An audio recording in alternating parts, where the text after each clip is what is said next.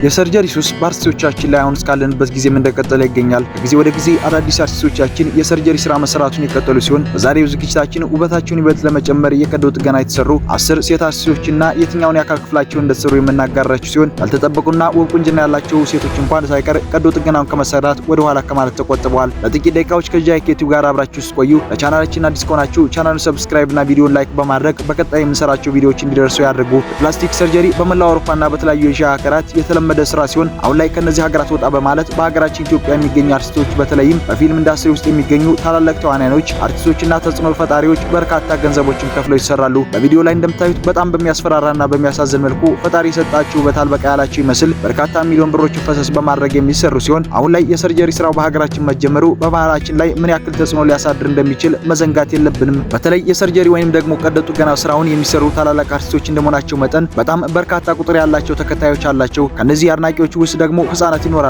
እነዚህ ህፃናት ሰርጀሪ መሰራት ምን ያክል ጉዳት እንዳለው ሳያውቁ እነሱም የመሰራት ፍላጎት እንዲያድርባቸው ያደርጋሉ። እነዚህ አርቲስቶች አሁን ላይ ያየነው አይቀር በሚመስል መልኩ ከአንድና ከሁለት ጊዜ በላይ ውበታቸውን ለማሳመር ቀዶ ጥገና የሚሰሩ ሲሆን ሰርጀሪ መሰራት ድሮ የነበረውን ውበት ሊያበላሽና ሊያጠፋ ይችላል። በቀዶ ጥገና ወቅት ምናልባት ስህተት ቢፈጠር ለአንድና ለመጨረሻ ጊዜ በዚህ ዓለም የሚኖረውን ጊዜ ከማሳጠር ማንም ሊያስቀረው አይችልም። በሀገራችን ኢትዮጵያ የሰርጀሪ ስራ ከተሰሩ አርቲስቶቻችን ውስጥ 10 ሴት አርቲስቶችን የምናጋራች ሲሆን የትኛውን የአካል ክፍላቸው እንደሰሩም በግልጽ እናጋራቸዋለን። በመጀመሪያ ደረጃ ላይ የምትጠቀሰው አርቲስት ሰላም ተስፋዬ ናት። በአሁኑ ሰዓት በተለያዩ ሶሻል ሚዲያዎች ማለትም እንደ ኢንስታግራም፣ ቲክቶክ እና በምትጠቀማቸው ሌሎች ማህበራዊ ሚዲያዎች ላይ የምታጋራቸው ፎቶዎች ሰርጀሪን ለመሰራቷ በቂ ማስረጃ ናቸው። ሰላም ድሮ ከነበረችበት ከዚህ አሁን ላይ ወደዚህ ልትቀየር ችላለች። አርቲስቷ ሰርጀሪ ከመሰራቷ በፊት የነበራት ውበት ውብና የሚያምር የነበረ ሲሆን በዚህ ምክንያት በብዙ ተመልካቾች ዘንድ የነበራትን ተወዳጅነት ከፍ ሊያደርግላት ችሏል። በሁለተኛ ደረጃ ላይ የምናገኛት ሩታ መንግስታብ ናት። በበርካታ ኢቢኤስ ቲቪ ተመልካቾች ዘንድ ተወዳጅና ዝነኛ የሆነችው ሩታ ድሮ ከነበራቱ ቁመናና ውበት አሁን ላይ ባደረገችው ቀዶ ጥገና ውበቷን ወደዚህ ለመቀየር የበቃች የዘመናችን ሴት አርቲስት ሆናለች።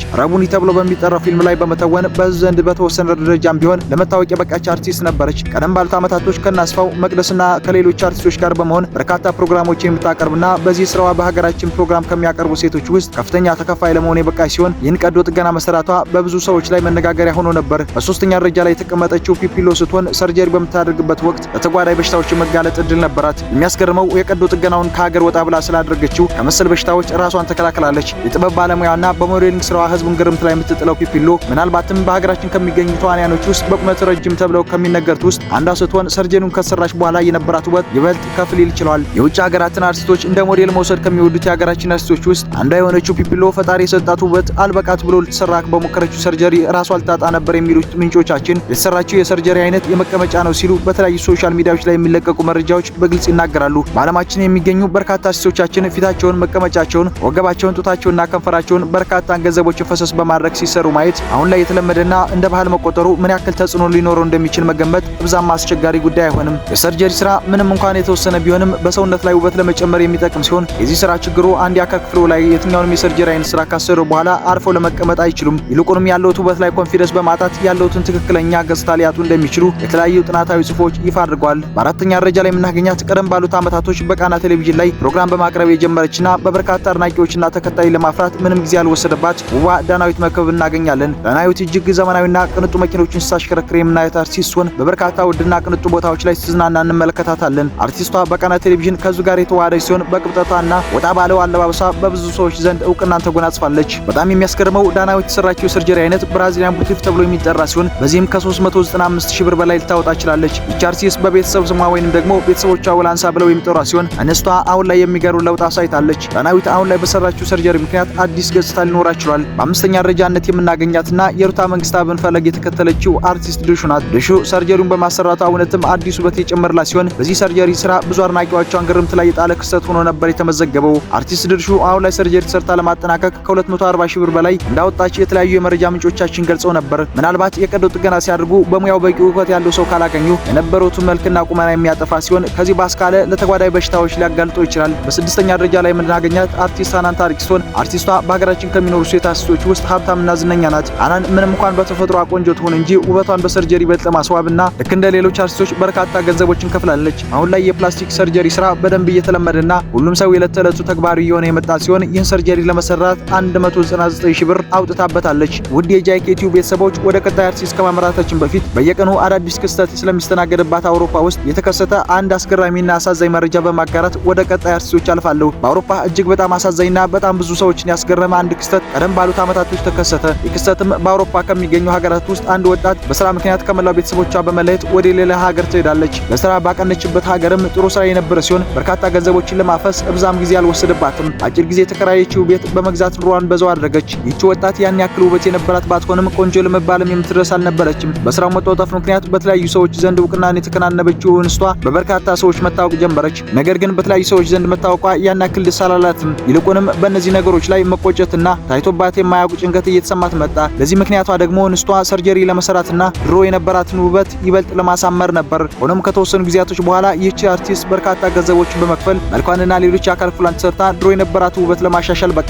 ጉዳያችን የአርቲስቷ ሰርጀሪ መሰራት ጉዳይ ሳይሆን ሰርጀሪ ከተሰራች በኋላ ስለመጣውና በብዙ ሰዎች ዘንድ መነጋገሪያ የሆነ ጉዳይ ነው። ነገሩ ምን መሰላችሁ? ከጊዜ ወደ ጊዜ በየቀኑ በርካታ ገንዘቦችን ወደ ካዝኗ ታስገባበት የነበረው ስራ እየተቀዛቀዘ መጣ። ከተለያዩ ሀገራት ይመጡ የነበሩ ሰዎች አድራሻቸው ጠፋ። ለዚህ ምክንያቱ ደግሞ ሰርጀሪ ሲሰራ ድሮ የነበራት ውበትና መልክ በጣም በብዙ መልኩ ቀይሮ ስለነበር እሷም የለችም ሌላ ሰው ነው የሚሰራበት በሚል እንደሆነ ተነግሯል። አስቡት፣ ውበትን ለማሳመር ሲሉ በርካታ ዓመታትና ወጪ ያስወጣት ስራ ምን ያክል እንዳሳጣት። የሰርጀሪ ስራ ምንም እንኳን ውበትን ለማሳመር የተወሰነ ሚና የሚወጣ ቢሆንም በዛው ልክ በርካታ ስራዎችን፣ ትዳሮችን ሲያናጋ ይስተዋላልና ውድ ተመልካቾቻችንም እናንተም ከነዚህ አይነት መሰል ራሳችሁን ለመከላከልና ለቀጣይ ትውልድ እንደ ምሳሌነቱን እንሆን እያልን በሀገራችን ኢትዮጵያ ሰርጀሪ ከሰሩ አርቲስቶች መካከል በሰባተኛ ደረጃ ላይ የተቀመጠችው አባቷን በጣም የምትወደውና ኢንተርቪው በተጠራችበት ሁሉ ስሙን ጠርታ የማሰለቸው ቬሮኒካ አዳነ ትገኛለች። ቬሮኒካ በጣም የሚገርም የሰውነት ቅርጽ ያላት ሲሆን በዚህም በርካታ ሰዎች በውበቷ እጇን ሰጥተዋል። የተለያዩ ቲክቶከሮች ቬሮኒካ አፍቅሬያታለሁ ካላገባቱ በሚል በየቲክቶክና በየሶሻል ሚዲያው ይታዩ ነበር። በጣም በሚያስገርም መልኩ ፎቶዋን በማረፍ ሳይቀር ሰርተው ለቬሮኒካ አድርሱልኝ ማለታቸውን አብዛኞቻችን እናውቃለን። ቬሮኒካ በመቀሌ ዩኒቨርሲቲ በጋዜጠኝነት ሙያ ላይ እንደተማረች ቀደም ባሉት ዓመታቶች ስትናገር ትስተዋላለች። በጣም በርካታ የሀገራችን አርቲስቶቻችን እንግሊዝኛ ለመናገር ሲቸገሩ በሚታዩበት ዘመን ያለምንም መንኮላተፍ አፏን በእንግሊዝኛ የፈታች እስኪመስል ድረስ ትናገራለች። በሀገራችን የሙዚቃ ኢንዱስትሪ ውስጥ ታይቶና ሰምቶ በማይታወቅ መልኩ